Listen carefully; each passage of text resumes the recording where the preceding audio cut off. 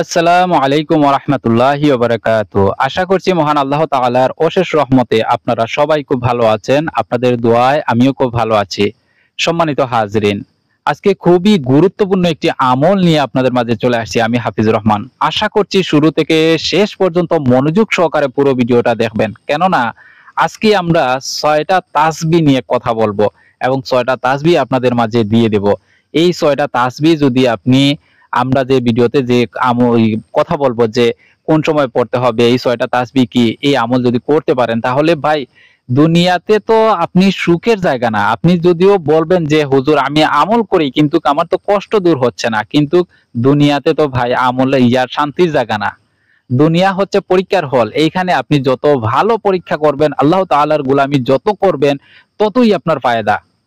এর মধ্যে অনেকেই বলবেন যে ভাই আমার তো রিজেকের সমস্যা, তাহলে কি এটা কাটবে? হ্যাঁ, ইনশাআল্লাহ।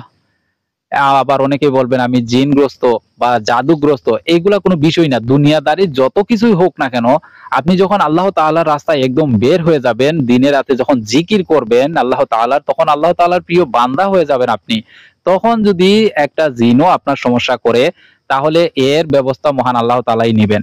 এটা আপনাকে নিয়ে চিন্তা করতে হবে না। তো আজকের বিষয়টা অনেক অনেক জটিল বিষয়, গুরুত্বপূর্ণ বিষয়। মনোযোগ সহকারে আবারও বলছি পুরো ভিডিওটা দেখার চেষ্টা করবেন। ৬টা তাসবিহ আপনাদের মাঝে দেওয়ার আগে আপনাদের দোষ গুণ সেইগুলো আগে যাচাই করতে হবে। সেই দোষ অনেকেরই আছে, যারা আমরা নামাজ পড়ি না। আমাদেরকে ৫ ওয়াক্ত নামাজ ফরজ ঘোষণা করা হয়েছে, অতএব বাধ্যতামূলক আমাদের নামাজ পড়তে হবে। অনেক ভাই ও বোনেরা আছে নামাজ পড়েন না, কিন্তু না অনেকে আছে নামাজ পড়ে কিন্তু বেপরদায় চলাফেরা করে। এইগুলা কিন্তু ভাই ঠিক না। নামাজ আপনাকে বাধ্যতামূলক পড়তে হবে।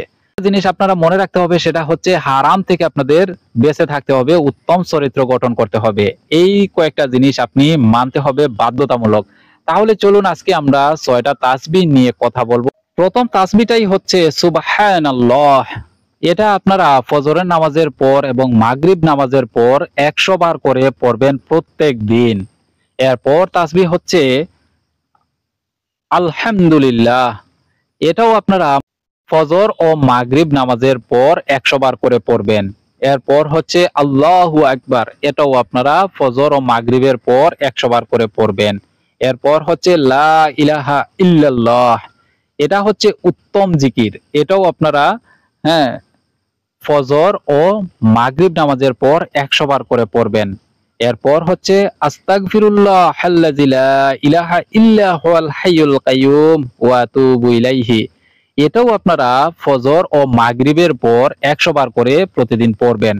এরপর হচ্ছে দুরুদ শরীফ। আপনারা দুরুদে ইব্রাহিমও পড়তে পারেন। এটাও আপনারা ফজর ও মাগরিবের পরে ১০০ বার করে পড়বেন। এখানে যে ৬টা তাসবিহ আপনাদেরকে দেওয়া হয়েছে, এটা আপনারা প্রত্যেকদিন ফজর ও মাগরিব নামাজের পর ১০০ বার করে প্রতিদিন পড়বেন। ইনশাআল্লাহ দেখবেন যে আপনি এতক্ষণ যে কথাগুলো আপনাদের মাঝে বলা হয়েছে, সেগুলা প্রত্যেকটা জিনিসই প্রমাণিত ভাই। আল্লাহ তাআলার জিকির করবেন, সবকিছুই পাবেন ইনশাআল্লাহ। তো এখন এখানে এই যে আপনাদেরকে তসবিহটা দেওয়া হয়েছে, সেই বিষয়ে কি বলা হয়েছে দেখেন। তাসবিহ হলো মহান আল্লাহর প্রশংসা বা গুণগান। আল্লাহ তাআলা কুরআনুল কারিমে একাধিক স্থানে জিকির এবং তাসবিহ এর কথা বলেছেন।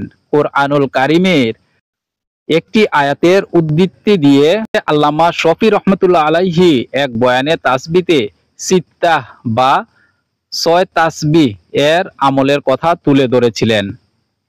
কেননা মহান আল্লাহ তাআলা ঈমানদারদের উদ্দেশ্যে কুরআনুল কারিমে জিকির ও তাসবিহ এর আমল করার কথা বলেছেন।